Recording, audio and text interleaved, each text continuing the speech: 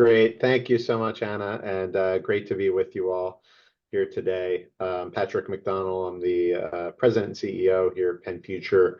We're an advocacy organization based out of Harrisburg, but with a presence around the state that really focuses on what we can do legally, what we can do regulatorily, what we can do through legislation, and what we can do in communities.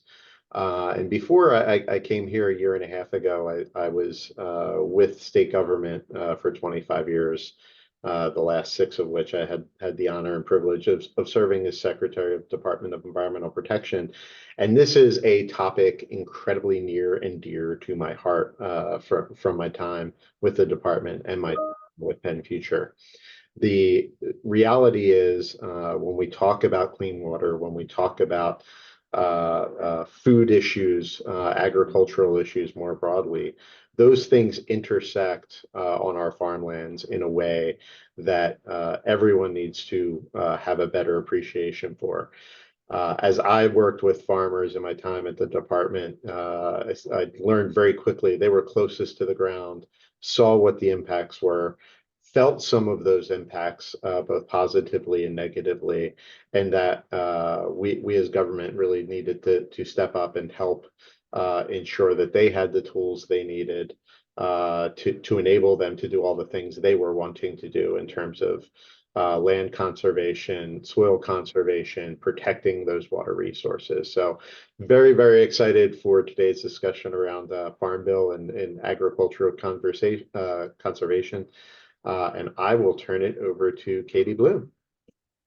Thanks, Pat. My name is Katie Bloom. I am the Political and Legislative Director for Conservation Voters of Pennsylvania. Conservation Voters of PA were the people-powered, statewide political voice for the environment, focused on electing leaders who champion the environment, promote racially and economically just environmental policy, and making sure that we educate Pennsylvanians about all of those key issues and hold leaders accountable. And that's CVPA.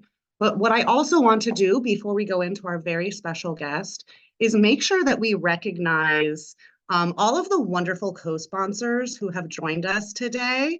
The Climate Action Team, Clean Water Action, National League of Conservation Voters, Penn Environment, Reimagine Appalachia, PASA, the National Wildlife Federation, and the Bucks County Food Shed Alliance. So thank you again to all of our co-sponsors for this event. We are so glad that you could join us today, and we're very excited to turn it over to our special guest. I do not think that our guest needs that much of an introduction. Our senior senator from Pennsylvania, who has been very involved in environmental issues during his tenure, Senator Bob Casey, also known now as Senator Bobby Casey. We are very thrilled to have you with us, and thank you and welcome. Well, Katie, thanks very much for your introduction and for having me as part of this webinar. And I want to thank you and Pat McDonnell and so many others who made it possible. But grateful for the opportunity we have, because as much as things have been divided in Washington for a lot of years, and we have examples of division, the Farm Bill, and once in a while on significant conservation issues, we can come together. And as you know, Congress is in the process of reauthorizing the Farm Bill.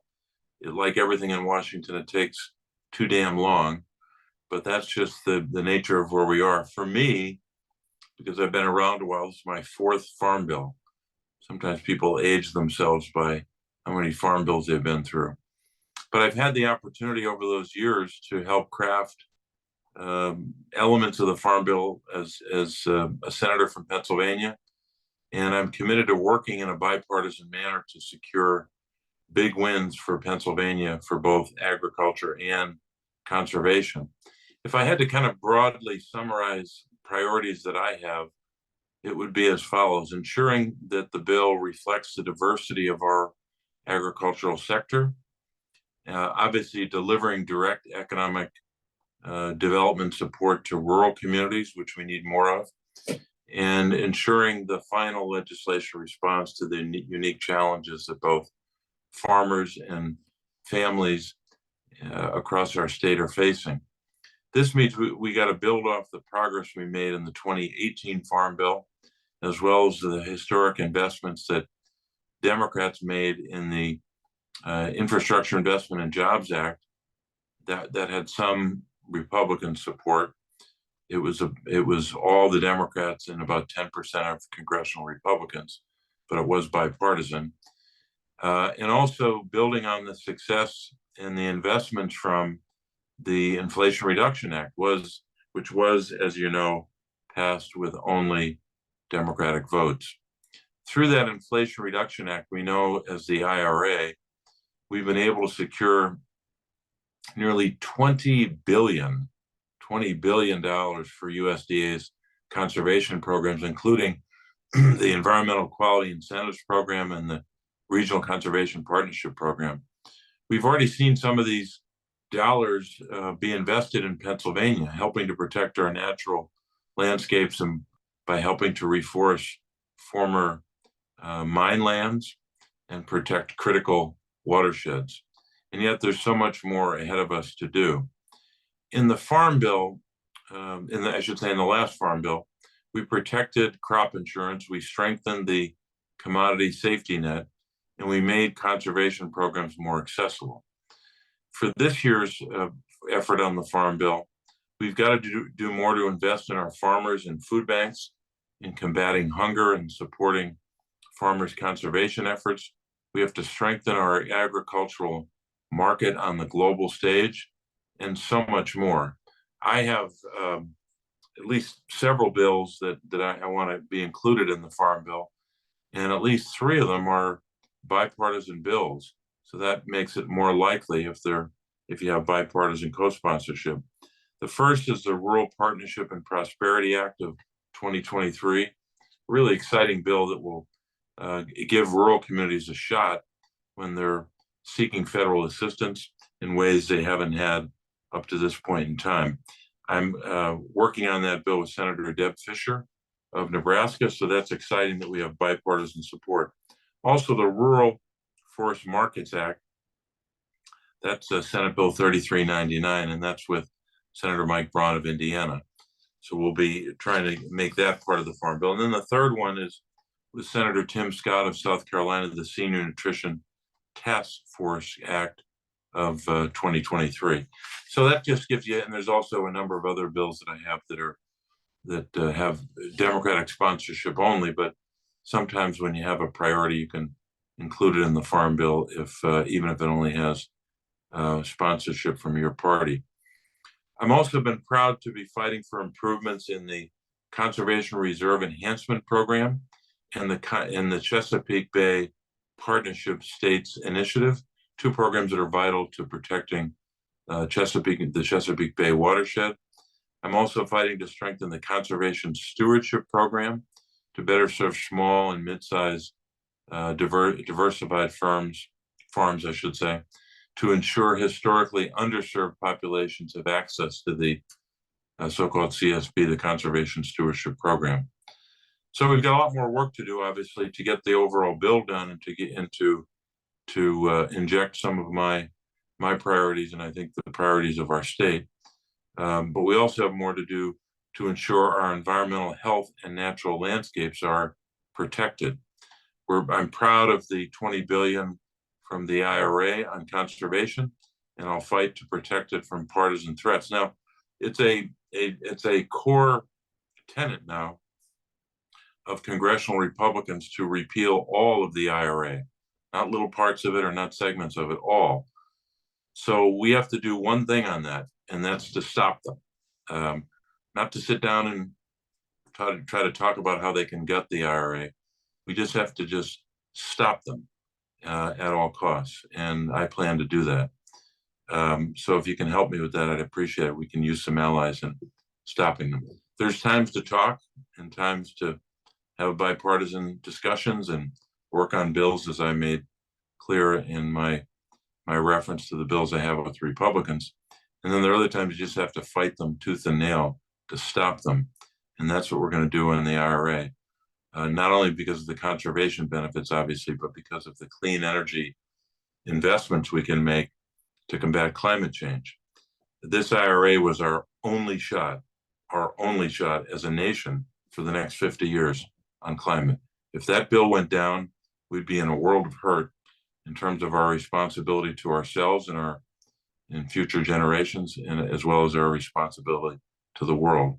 So this once in a generation effort that the IRA is when it comes to climate change. And I'm not saying we're done. We got more work we have to do to reduce carbon emissions and deal with climate change. But without the IRA, it would be totally impossible. There is no scenario under which America could meet its obligations on climate without the IRA. So we have to preserve it at all costs, no matter what it takes to stop them from destroying it and repealing it.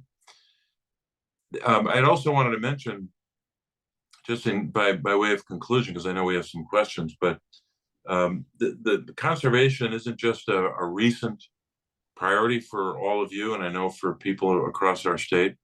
This is part of the history and the culture and the really fabric of our state for many generations.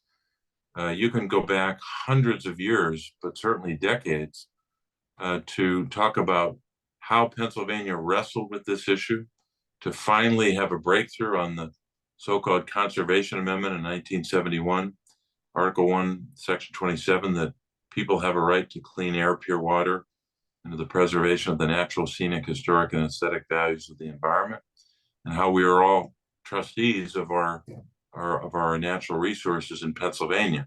That was a hard-won victory more than 50 years ago now, because for many generations we weren't conserving our state's natural resources, and we were allowing polluters to have free reign over our natural resources. So conservation is part of who we are. We've had everyone from Gifford Pinchot to succeeding governors uphold not just the constitutional provision, but the spirit that undergirds that provision. So if you're a Pennsylvanian, you should be pretty damn interested in conservation, because it's part of who we are, or at least who we've become as a people and as a Commonwealth. So we got work to do in the Farm Bill to make sure we uphold conservation values and investments, as well as to support our farmers and farm families, and obviously to help those who need the benefit of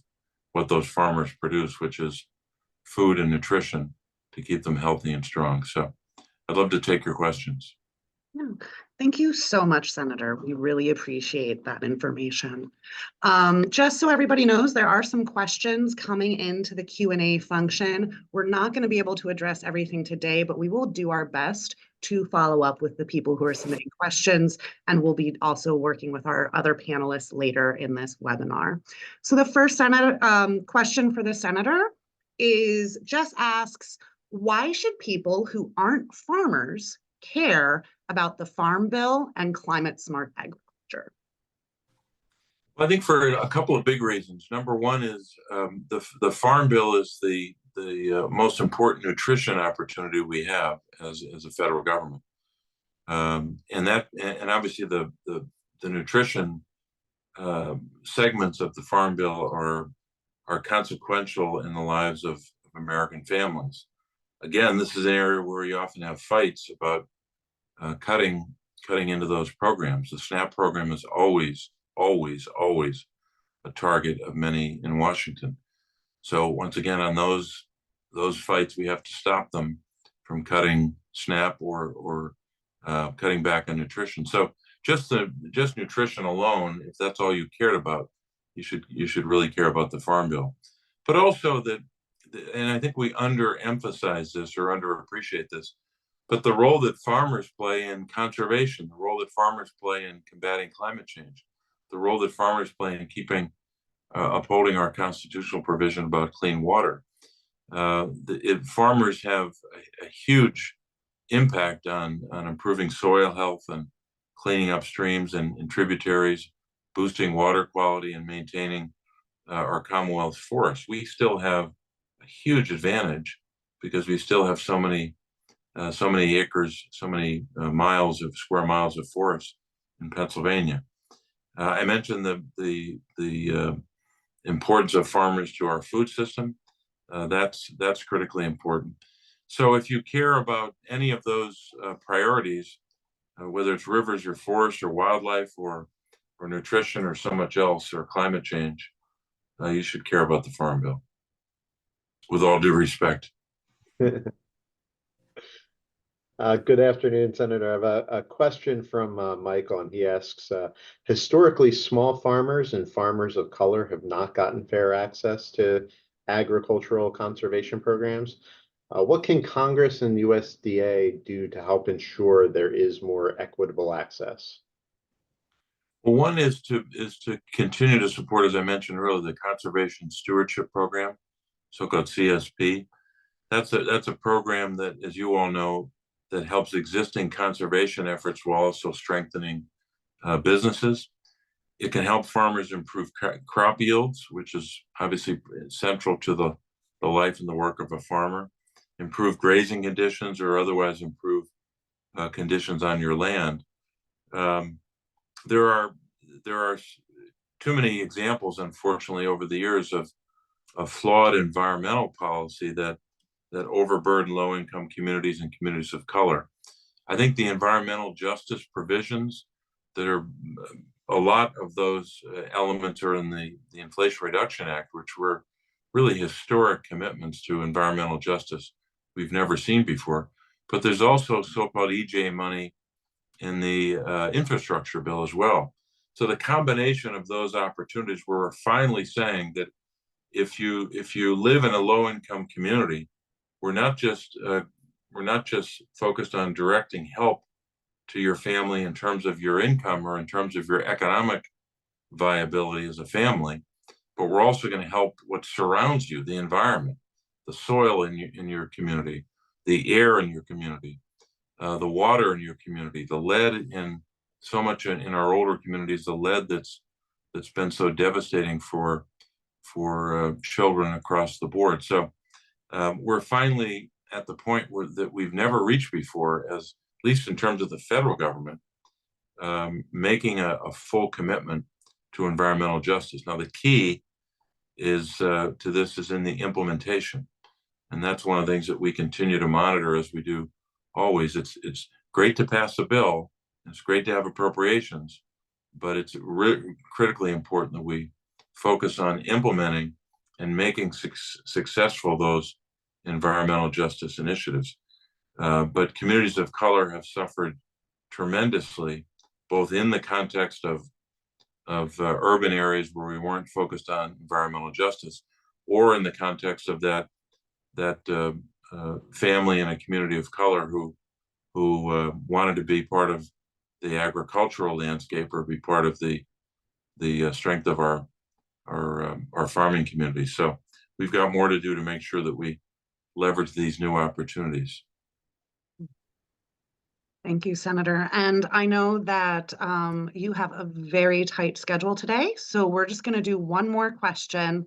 Our final question, Leslie asks, what are the best ways that Pennsylvanians can work now to preserve and expand funding for climate and environmentally friendly agricultural practices in the Farm Bill? What can folks listening on this call do to help?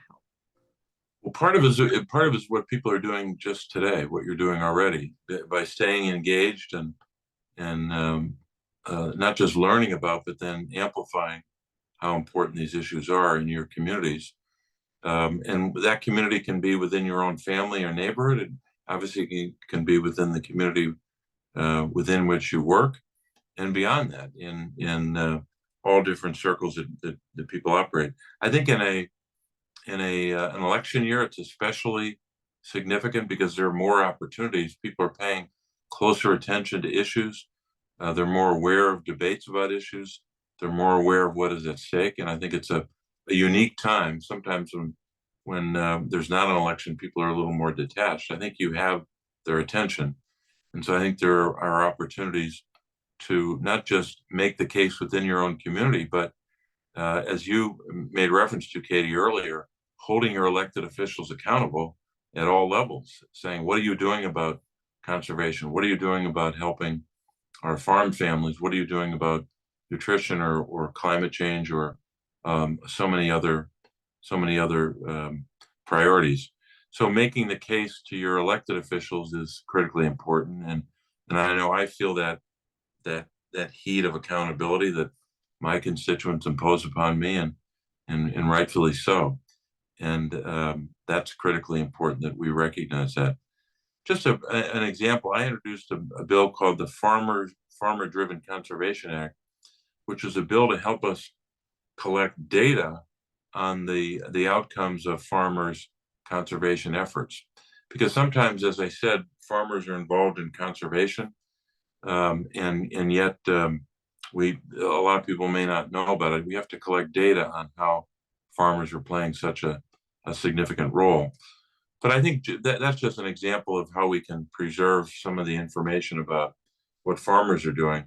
But I don't think you have to talk to someone in your neighborhood or in whatever community you're engaged in. I don't think you have to talk to them very long to get their attention on climate change, to get their attention on nutrition.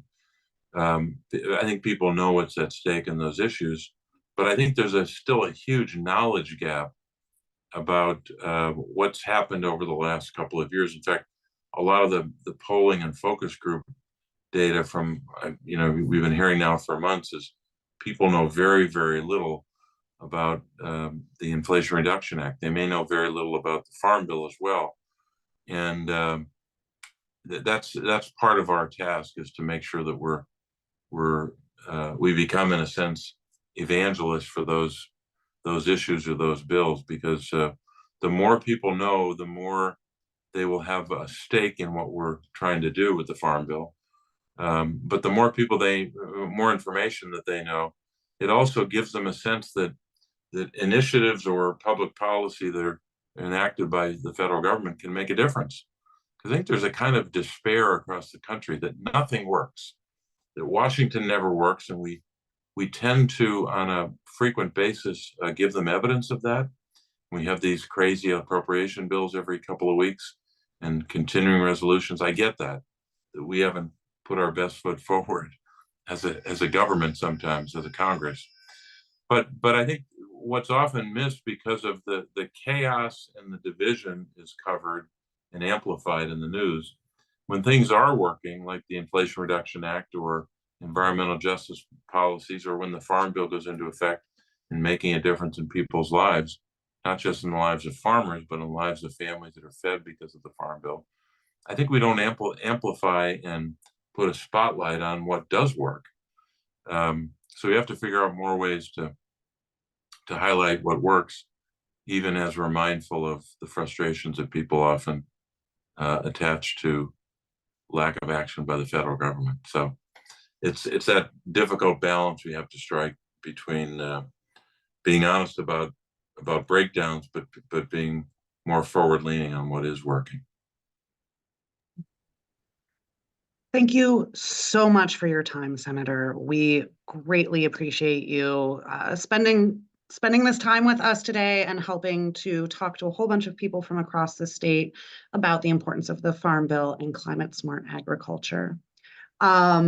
For anyone, there are a lot of questions in the Q&A. We will do our best to connect some of those questions directly with the Senator's team, as well as some of the experts here. We're going to have a little more Q&A with a couple of our panelists as well. So again, we are not going to be missing any questions for those of you who did not get questions answered, and we will be doing some follow-up with you as well.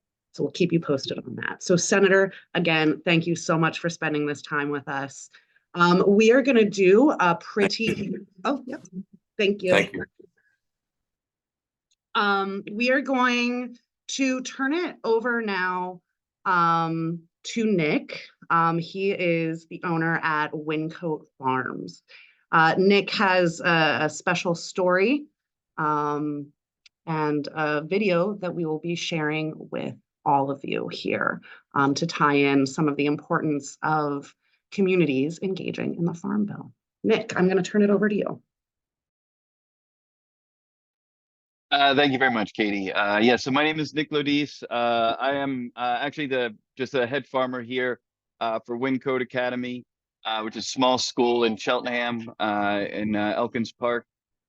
We service the majority of our student population is North and West Philadelphia. We do a lot of education around growing, integrating within the science program here at the school. And for the last couple of years, there's a young lady by the name of Nala, who you'll have the opportunity to meet in the video here, who unfortunately at the end of last year tragically passed. And a lot of the work that Nala was doing was, even in so much as some of the questions that I heard in terms of equity, and Nala and I spoke extensively about the conservation end of the work that we do with farming and growing food, and then bringing that to the communities that need it most. To that end, we have farmers markets in North Philadelphia, where and even going to some of what Bob was talking about in regards to some of those programs that help give underserved communities access to locally sourced organic food. In that particular market, we depend very heavily on those programs in order to do the kind of stuff that we do. Nala was a really big part of connecting with that community in conversations about just how people would cook the food, and introducing them to vegetables like kohlrabi, and just some basic stuff. It was a lot of fun, working with her and bringing her along in educating her about the growing process and what what we're really trying to do here. As Patrick mentioned at the beginning today, we as farmers, we really are on the front lines, of climate change, of food access. And a lot of people talk about, be the change that you want to be, that you want to see the world to be. And Nala was a perfect example of trying to accomplish that. And in outreach with the community was a really big, it was very important to her, and outreach and education about growing food and food access. And she spent a lot of time connecting people with where their food came from, and the importance that that all that plays. So while we miss her greatly, we continue to do the work that she left behind. And we will be, if you're in the Philadelphia area and you're by Hunting Park, we'll be out there on Saturdays. So if you want to come out and pay a visit to Wincode Academy's farming program, please, we welcome you to come on out and just say hi. So I won't take your time anymore. Thanks for giving me the opportunity to talk about Nala and the work she was doing.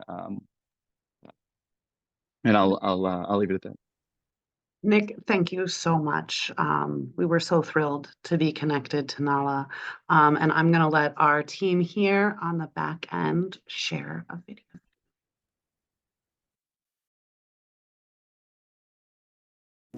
I always had the dream of becoming a farmer. I think what I love most about farming is not only growing food, but connecting with the community and being a resource for communities that are underserved and don't have access to nutritious, locally grown food, eggs, or honey. And being able to be a trusted farmer, someone that they can go to, and just even seeing the smiles on their faces when they come to the market, and when they come back and then they tell me, what they made for their family and how much they enjoyed it. I think that everyone should know that farmers do this because they love it. There's a lot of work and huge investment that goes into it, and you're caring for life, whether it's growing food, caring for livestock. It's a 24/7 lifestyle, and you really have to pour your all into it. We do it with a lot of love. As a farmer, I hope to be a source of inspiration to those who have a dream of farming but don't know where to start.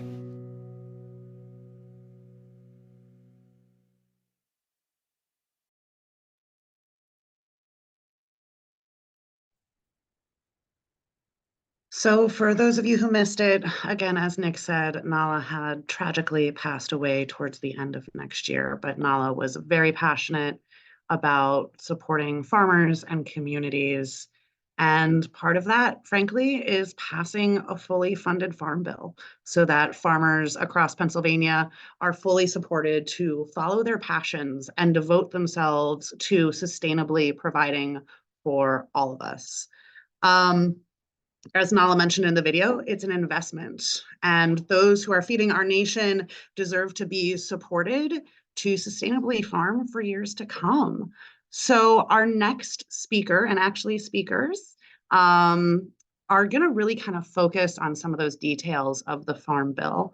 So I'm going to pass it off first to say a few words to Joshua Brock.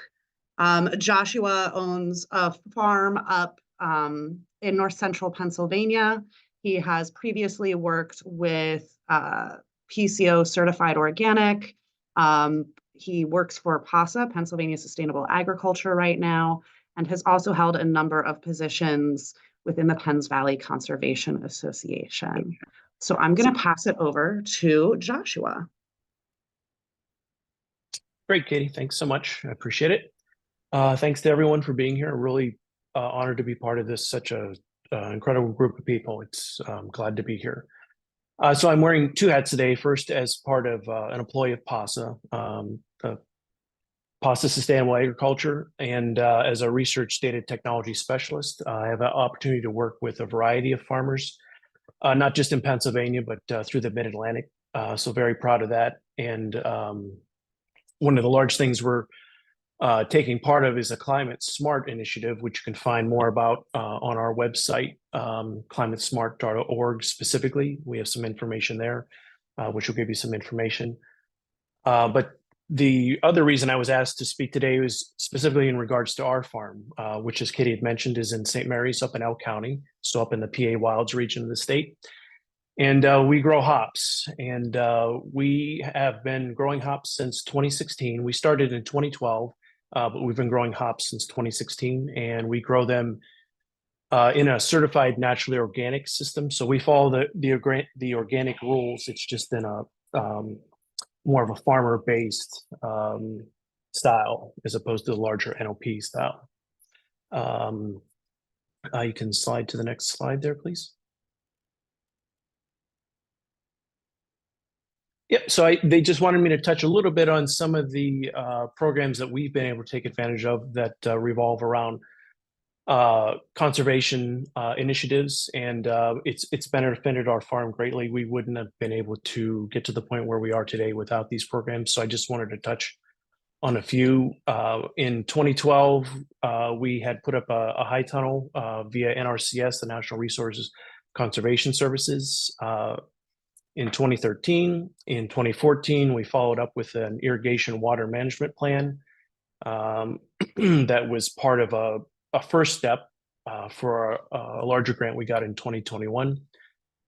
In 2015, we had applied. We didn't get accepted, but we had participated in the USDA's local food promotion program. And then, as I mentioned, most recently, NRCS's crop irrigation program. And we had installed a solar irrigation and drip system at our farm for the hops. So we can slide on to the next slide there. So just touch on these briefly. You can find more information at our farm website, or if they're passing along emails, you're always feel free to contact me directly.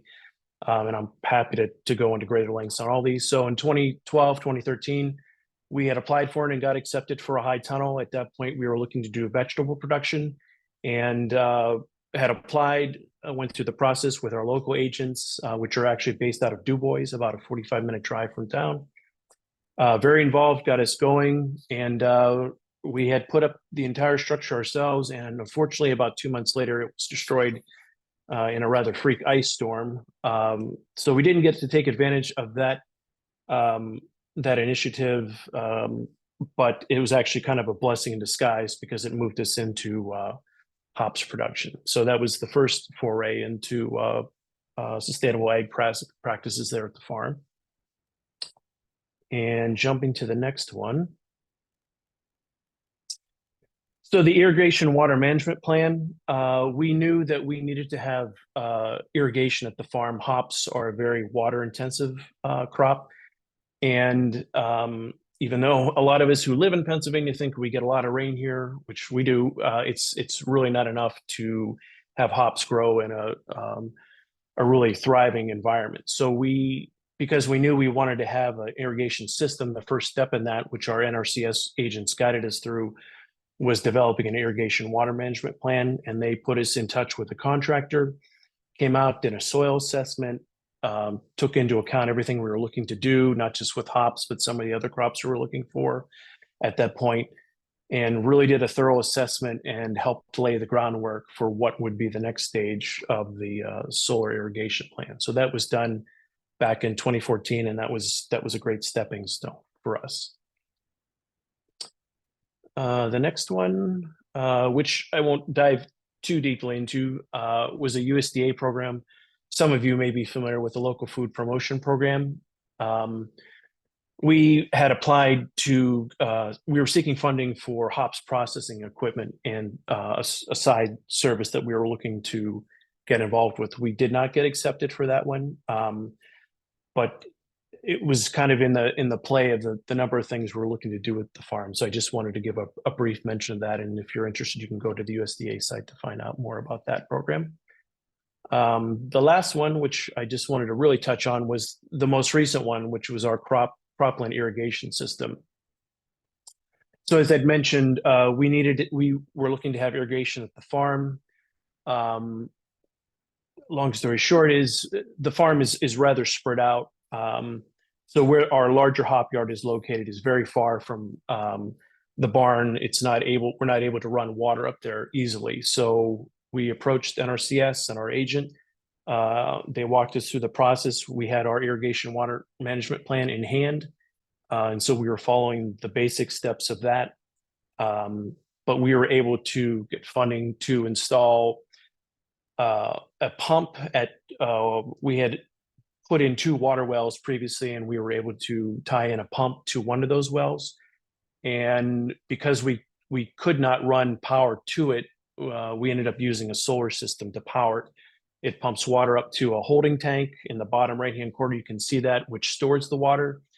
And then 2 times a day, using an off-grid timing system, it waters the hops through a drip system, as you can see there in the middle. So because we were in a certified naturally grown system, we wanted to have the least impact on resources that we would need to tap into. We wanted to try and be able to do as much as we could on the farm, and the NRCS program helped us do that by designing the system, finding the appropriate vendors. We did all the construction work on our own other than the ditching, but the resources they put us in touch with to get us up and running were invaluable to us. So I would highly recommend exploring your local NRCS offices and any of the other conservation programs that are available. If you're lucky enough to live in an area where you've got them at the county level or the local level, to seek those out as well, because they make a big difference. It's not just about getting you the right equipment, it's also the consultation and guidance they give you in those areas as well. So that's just kind of a look at what we're doing, and appreciate the time, and certainly questions, you can send those along at any point. Thanks. Thank you so much. Oh, I was going to say thank you and pass it to Pat. Go for it, Pat. No worries. Thank you very much. And next up, we have Ben Knuth. He is a agricultural policy specialist with National Wildlife Federation, working very hot and heavy right now on all things Farm Bill. So Ben, take it away. Yeah, thanks, Pat, and thanks for everybody else. Josh, it was great to hear that you're actually able to access some of these programs. It's not the case for a lot of people, which I'll get into a little bit. So just for folks who may not know about the National Wildlife Federation, we are the country's largest conservation organization. We have over 8 million members and supporters spread across the country. We, you know, our goal is to support wildlife. And when that comes to agriculture, that is water, that is climate, that is soil health, and that is making sure that communities are having their economic needs met, so they don't have to put additional stresses on natural resources. So today I'm going to start a little bit high level, and we'll kind of drill down, not quite as far as Josh, but into what conservation through the Farm Bill is doing in Pennsylvania and across the country. So the Farm Bill, what is it? Passed every 5-ish years. We're already in year 6 here. We you know, it's unclear exactly what's going to happen now, but this may continue to stretch past the election. However, the good news is that the Farm Bill is the largest source of private lands conservation funding in the country.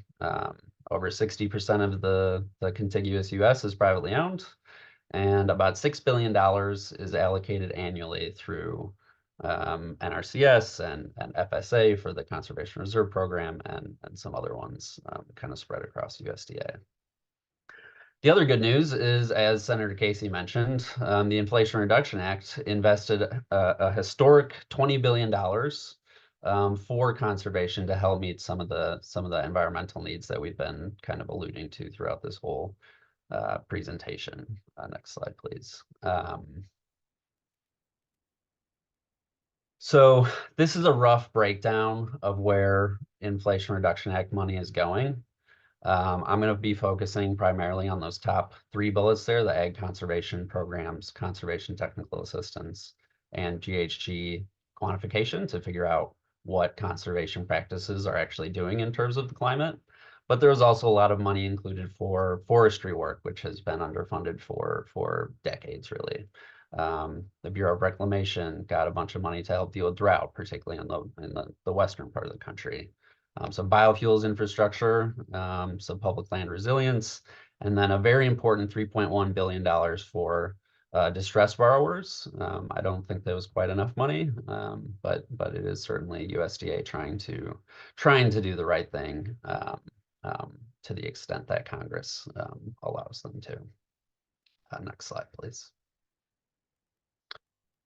So Inflation Reduction Act, this is the conservation program funding at a high level. This blue bar you're seeing on the bottom, roughly $6 billion a year, that is what we call the Farm Bill baseline funding. So when a Farm Bill is passed, that is roughly the amount of money that conservation is getting each year. The green bar, as you can see, ramps up pretty significantly over the next few years. And that is all the money from IRA. So as you can see, by 2026, it's going to more than double the available amount of funding for conservation in that year. And then NRCS USDA has roughly another 5 years to spend that out, because frankly, they're not going to have the capacity to spend all that money in 2026. But this goes to show that the efforts that Senator Casey was talking about to divert IRA funding to other priorities is really going to be missing the biggest opportunity we have to address the huge backlog for conservation programs that we have. Next slide, please. Roughly 60 to 70% of CSP and EQIP, so that's the Environmental Quality Incentives Program and Conservation Stewardship Program applications, are rejected, primarily due to a lack of funding, and IRA is really going to help address that. In Pennsylvania, 73% of applications are rejected. So again, congratulations to Josh. Great that you were able to get those. And over the course of the last Farm Bill, Pennsylvania has been a pretty big recipient of conservation funding, despite this massive oversubscription. Almost $230 million across 645,000 acres had direct conservation, financial and technical assistance put onto it by USDA. Last year, which was the first year IRA funds were available, there's an additional 5.7 million, which doesn't feel huge compared to 230. But as I mentioned, that number is really going to ramp up over the next few years, as long as it stays in states in conservation. And then last but not least, just to give folks a sense, so 10 of Pennsylvania's top 15 practices based on 2022 numbers are IRA eligible. So what that means is this year, as folks are applying and granted contracts to do conservation work, cover crops, tree and shrub establishment, nutrient management to help with water quality, herbaceous weed control, and nutrient uptake are all things that are going to be highly funded by IRA. Because one narrative that is being pushed by particularly G.T. Thompson in Pennsylvania is that conservation funds, particularly the IRA conservation funds, are creating some sort of new pot of money that's not actually addressing what farmers and ranchers and landowners want. And that's just frankly not true. It's just saying that if you want this additional funding, it has to have some sort of climate benefit. And most conservation practices do. It is just that simple. Next slide, please. So as I mentioned, we're kind of in a pretty important moment here. The senator alluded to it a little bit. The election in November is looming. And what that means is that the amount of political will and energy that DC will have to put towards negotiating and passing a farm bill this year before it expires in September is rapidly shrinking as we get into political conventions in the summer, the August recess where folks are going to be in district campaigning hard, and then the few months leading up to the election where everybody is going to be really, really focused on trying to get reelected. And the Farm Bill is a great bipartisan bill that will really make particularly moderates look really good to their electors across the country. And I think that is true in Pennsylvania as well. So I would really encourage anybody on this call to take the time to talk to your congresspeople, talk to Chairman Thompson, talk to Senator Fetterman, who is also on the Agriculture Committee. Sounds like Senator Casey is in a very good spot on all this stuff, but it never hurts to remind him that you're appreciative of his positioning, because one thing I can tell you from engaging with folks on the Hill is there's no politician who doesn't love to hear a compliment. That is, is something they very much enjoy. And to be clear, conservation resonates across party lines. I'll wrap it up here real quick. But just to put some ideas in your head, take the time to reach out to any of our organizations or me. I'm sure we'd be happy to help connect you with offices. If you're interested, you can meet with folks in district. If you are a farmer, invite congresspeople, their staff to your farm, submit up ads, letters to the editor. And then one last thing I'll plug is the Protect Ag Conservation Coalition that NWF is leading. I will put the link to it in the chat. We send out periodic updates on particularly protecting conservation funding. It's a fairly limited listserv, so we're not going to be blasting with emails constantly, but it's a really good way to stay up to date with what's happening. And I will stop because I know I've gone too long here, but thank you. Thank you so much.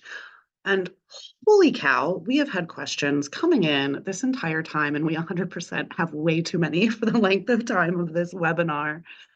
So do not feel bad about going over, Ben. This has all been fabulous information for all of our listeners.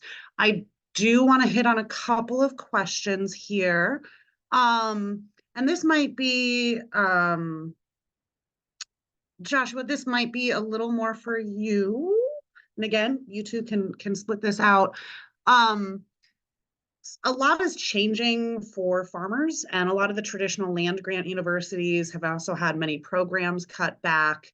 How will farmers get the technical expertise to transition their energy sources to renewable, adjusting their crop selections and cultivation practices, and continue to improve husbandry and things like that to support clean water and climate smart initiatives?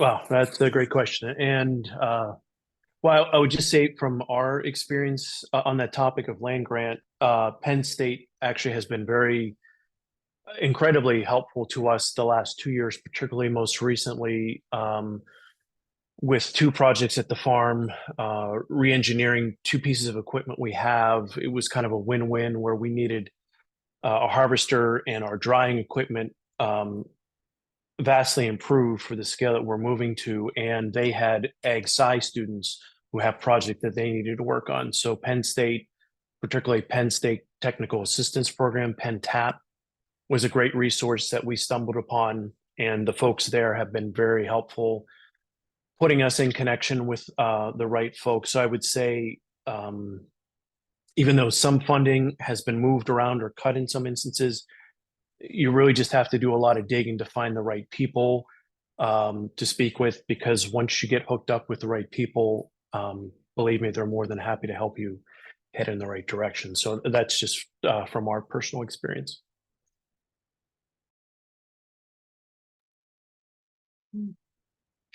Pat, do you want to take one? You don't have to.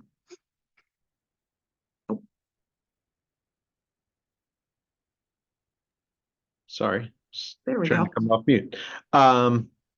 Yeah, and Ben, this is probably a question for you, but again, Josh, feel free to jump in.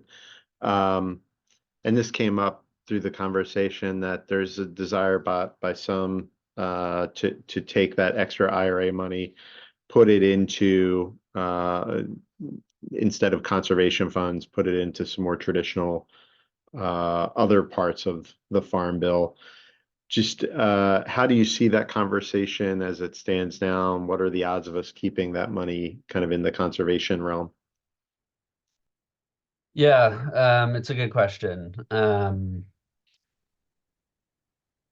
So I think the odds are pretty good keeping it in conservation. I'll start there. The primary threat that we're seeing right now, and this goes back to the election question, is the Republican leadership is attempting to siphon off vulnerable Democrats in the election by selling them some pet project that would benefit their specific district.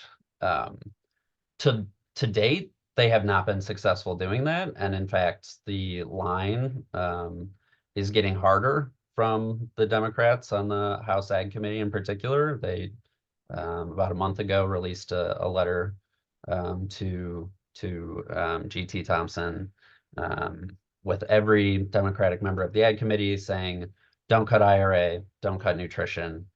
These are vital to our districts. So we're pretty good.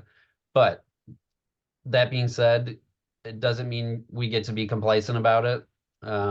As folks come close to the election, it'll get a little antsier. And so on the flip side, I think it's also not a purely partisan issue.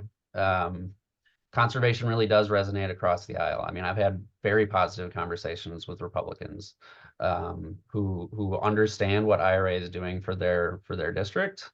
And I think once we see bill text, which is kind of an open question as to when that's going to happen, maybe in the next couple months, maybe not, it's unclear. Things may shift. So I would go back to my call to please go and talk to your representatives, even if they are not on your side of the aisle. Just talk to them about it, what it's doing, and folks are generally receptive because these conservation programs are voluntary and incentive based. They're not the EPA. They're not other sort of like you have to do what we tell you to do things, and that really resonates much more with conservatives.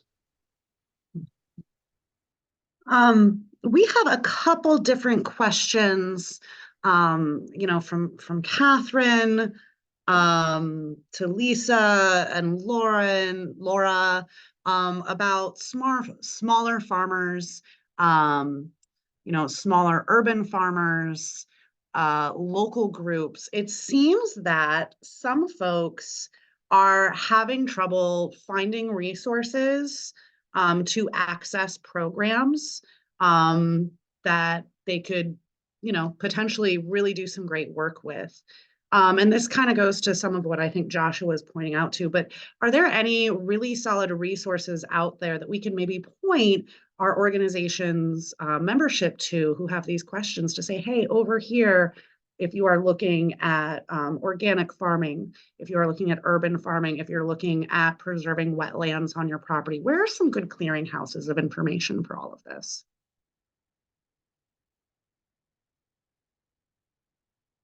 Either of you.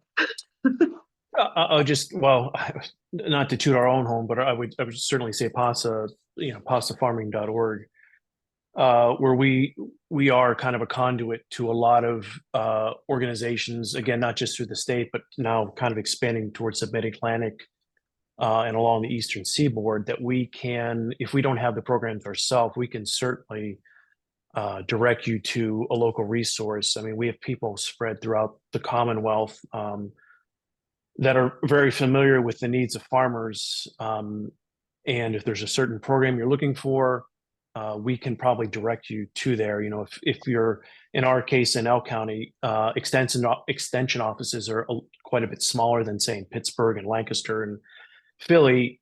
So we get all we can through those offices, which is great, but a lot of times we need to reach out beyond that. And it's an organization like PASA that helps you do things like that. So it's just throwing our name in there. I'm sure Ben probably has some other resources as well, but that's obviously the first one that would come to mind, is just reach out to us. We're happy to help you kind of get started in that direction. Well, I was going to point to groups like you. I mean, the NRCS, there is information on their website, and there's local offices. Definitely don't be afraid to contact your local office. I mean, they are often understaffed, but they will do their best to help you. I mean, the National Sustainable Ag Coalition does really great work. Yeah, it's one of the things that we're actually encouraging USDA to do better on, is outreach, kind of across the board. Yeah, I think I can just leave it there for now just because of time, but it's one thing that they need help with. Thank you for that. And I will say there's a good, I know in the Chesapeake Bay, there was a resource that looked at the gap in technical assistance availability for farmers, which I'm sure is more broadly applicable. We have time for one more very quick question. Ben, one of the elements of things in IRA and therefore Farm Bill programs is Justice 40. Can you give a brief description of how that works? Yeah, I'll try to be brief because it's a big question. So the Justice 40 initiative was from an executive order that the president signed very shortly after he got into office, and essentially trying to get 40% of government resources to go to underserved people and communities. The way it's played out in USDA is they have done better in terms of getting more resources to underserved farmers and producers. But they've also created an equity commission who over the past couple of years has been reviewing USDA programs, identifying gaps and opportunities, and then making recommendations both for administrative changes and also policy changes if they're unable to implement those on the administrative side. I would say it's going pretty well, better than I expected it to, but that doesn't mean it's been perfect, and they're definitely not all the way there. Unfortunately, these sorts of cultural changes, and I mean like institutional as well as in terms of the country, happen more slowly than anyone really wants them to, but it's moving in the right direction. Thank you so much, Pat. Sure. Final words? What's that? Final words? No, just thank you. Thanks to all our panelists. Thanks, Josh, Ben, the senator, Nick, and all of our co-sponsors for helping support this. The critical thing I want to underline is really twofold. One, it is definitely true that's what's good for the environment is good for agriculture. What's good for agriculture is good for the environment. Whether you're sequestering carbon through cover crops and improving yields, or putting up fences to keep livestock out of streams, cleaning up the stream, but also improving animal health. You know, that the connection between these things couldn't be more real. The other is, if you think it doesn't matter whether you contact your representatives, I will tell you that is absolutely not true. Again, in my time in state government, I heard more than once from a legislator when I was asking why they're not supporting something. The answer was, well, I'm not hearing from anybody about it. So definitely let them know, regardless of how you feel about what issue. Make sure they are aware of where you are at as one of their constituents. I'll turn it over to Katie. Yeah, thank you. And I know we're over, but I do want to lift up again also an extra thanks to our sponsors, the Senator, Joshua and Ben as well. Triple thanks for this. This has been a fabulous lunchtime spent with everybody. I also want to lift up farmbillpa.com.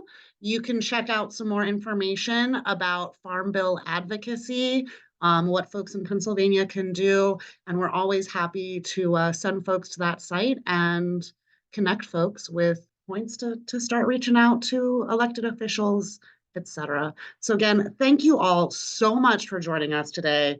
We really appreciate it. On behalf of Penn Future, conservation voters, and our sponsors, thanks for joining us to learn more about the Farm Bill, and have a wonderful afternoon.